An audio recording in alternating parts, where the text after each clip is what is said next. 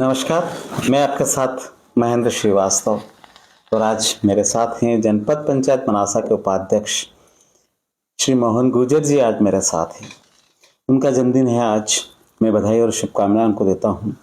वो दीर्घायु रहे, स्वस्थ रहें और जीवन में आगे बढ़ते रहें, जनता की सेवा आप करते रहें। कभी कभी कोई शख्स ऐसे होते हैं हमारे कैमरे के ऊपर जो सेवा भावना उनके मन में होती है और हम कोशिश करते हैं कि उनसे हम मिलें, उनसे बातचीत करें। अच्छा भी लगता है, मेरे को तो बहुत अच्छा लगता है जो जनता की सेवा में लगे रहते हैं। मेरे साथ मोहन गुर्जर जी है। मोहन जी, बहुत बहुत बधाई, शुभकामनाएं जन्मदिन की आपको। बहुत बहुत धन्यवाद। मुझे बेहद खुशी है आज कि आज आपका जन्मदिन है जी। लंबे समय से आप राजनीति के क्षेत्र में है, संगठन के अनेक पदों पर आप रहे जी। अब मौका पार्टी ने बहुत आपको दिया, आप आगे बढ़े। बहुत सारे लोग राजनीति में किसी लक्ष्य को लेकर आते हैं। आपने भी राजनीति में आने से पहले कोई लक्ष्य बनाया होगा कि मैं राजनीति में जा रहा हूँ तो ये मेरा लक्ष्य है। क्या सोचा था मन में, क्यों राजनीति में आप आना चाहे और आपका लक्ष्य क्या है? महेंद्र भैया, जब से मैंने समझ पकड़ी है तब से मैंने देखा है कि मेरे पिताजी के आशीर्वाद से सब कुछ परिवार में मेरे पास ठीक ठाक जमीन है, ताकि हम किसान परिवार से आता हूँ जी। तो खेती बाड़ी करके मेरा खुद का जीवन बसर करने की व्यवस्था है, जो मेरे पिताजी ने मेरे लिए कम से कम मेरा जीवन आजीवन में आराम से निकाल सकता हूँ। परंतु मन में शुरू से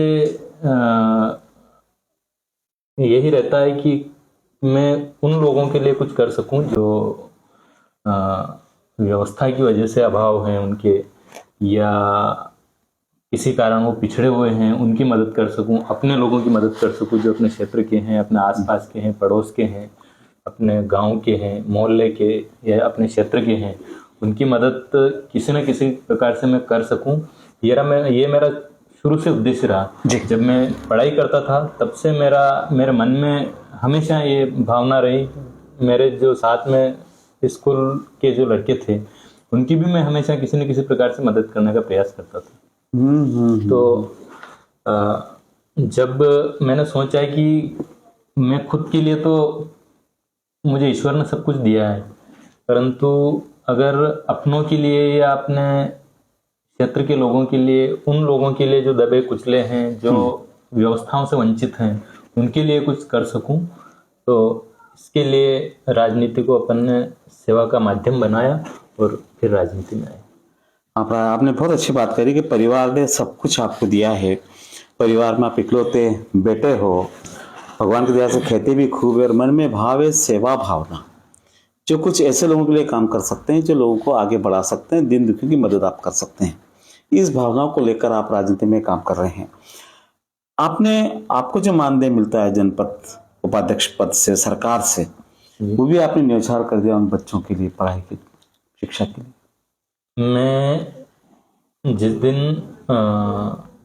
चुनाव जीता था उस दिन मैंने बस ईश्वर से यही कामना करी थी कि ईश्वर मुझे इस जिम्मेदारी को संभालने के लिए सद्बुद्धि दे, सद्विवेक दे, और उसी को मैं प्रेरणा बनाकर, जो मैंने हमेशा क्षेत्र में देखा है और जो मेरे मन में संकल्प था कि मैं लोगों के लिए, क्षेत्र के लिए, अपनों के लिए कुछ कर सकूं, उसी को माध्यम बना के मैं राजनीति में आया। और उस दिन जब, क्योंकि आज मैं इतना सक्षम परिवार से भी नहीं हूं कि 13,000 13,500 रुपये मेरे लिए कोई मामूली बात हो। जनता ने हमें चुनाव लड़ाया, जनता ने जिताया, तो इसके भी हकदार जनता ही है।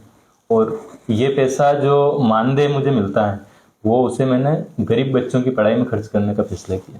नहीं, बहुत बड़ा फैसला आपने किया है कि चूंकि सेवा भावना से आप राजनीतिक क्षेत्र में आप आए हो, सरकार जो मानदेय आपको देती है और आपने भी गरीब बच्चों की पढ़ाई के लिए आपने सब कुछ कर दिया। इससे बड़ी बात और कुछ नहीं हो सकती है। मोहन भाई, हम तो आपसे यही कहेंगे आप आगे बढ़ें, हमेशा काम करते रहें। पद रहे या न रहे, लक्ष्य रहना चाहिए राष्ट्र का निर्माण, देश का निर्माण। जो देश की भावी पीढ़ी के लिए आप कर रहे हैं ना, ये बहुत अच्छा आप काम कर रहे हैं।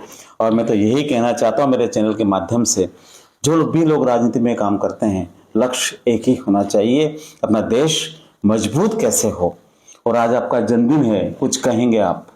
मैं महेंद्र भैया आपके माध्यम से यही कहना चाहता हूँ कि वाकई में राजनीति केवल सेवा का माध्यम होना चाहिए। समाज और गरीब वंचित लोगों के कल्याण के लिए हमें जो कुछ कर सकते हैं, क्योंकि चुनाव लड़ना, राजनीति में आना इसलिए ज़रूरी हो जाता है कि हम केवल बिना चुनाव लड़े लोगों की आवाज़ शासन प्रशासन तक नहीं पहुंचा सकते।